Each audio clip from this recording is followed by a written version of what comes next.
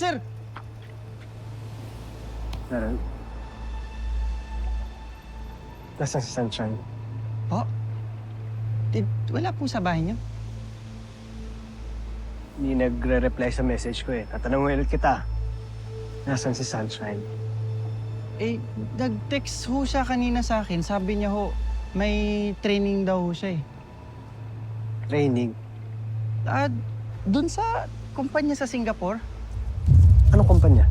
Hindi ko matandaan. Basta ho, nakita niya yun sa job fair eh. Pati anong message niya?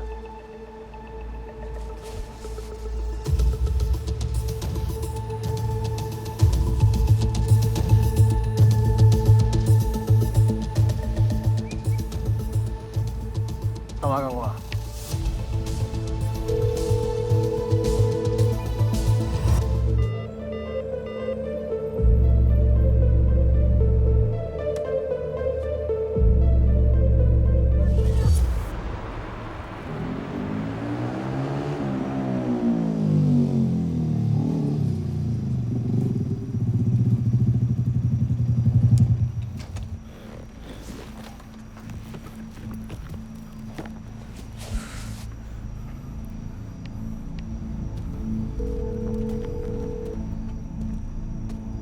Emma?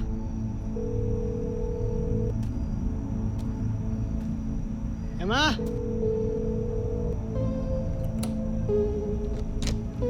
Emma? Hello?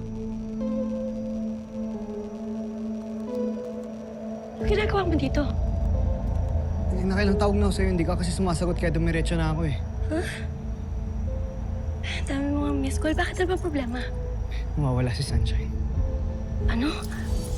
Punta daw ng training kaso hindi nagpaparamdam buong maghapon eh. Kahit dun sa jowa niyang walang paramdam eh. Baka may nangyaring masama na kasi sa kanya eh. Tulungan mo malocate yung cellphone niya. Sige. Halika. Kailangan mag-submit muna tayo ng subpoena sa telco.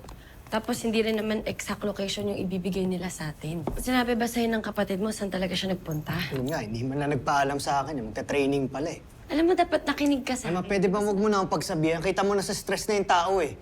Kamaingay, natutulog yung lola ko. Emma? La? Ay, hello po. Si Galo po katrabaho ko. May Good evening po. inaayos lang po kami. Pasensya na, Lola. Matulog na ho kayo ulit. Saglit lang naman ho kami. Hindi po kayo pwede mapuyat. Pasensya na kung na-istorbo namin kayo. Lola mo? Akala ko parang kapatid lang ho kasi pa. Tita, gano'n. Di ba? Bolero tong kaibigan mo, no? Pero iho, this oras ng gabi yung dalaw mo, ah. Ay, Lola, sana nga ho, dumadalaw lang ho ako kay Emma eh. Nawawala ho kasi yung kapatid ko. Kaninang umaga pa ho hindi makontak. Kaya ako nandito kasi nagpapatulong ho kay Emma na malocate. Ganun ba? Ako, alam mo, pagdadasal ko na magkita kayo ng kapatid mo agad, ha? Salamat, Lola. Sige. Wala, halika na matulog ka na ulit. Good night. Pwede na po. Lola, sorry po ah, sorry. Sorry po talaga.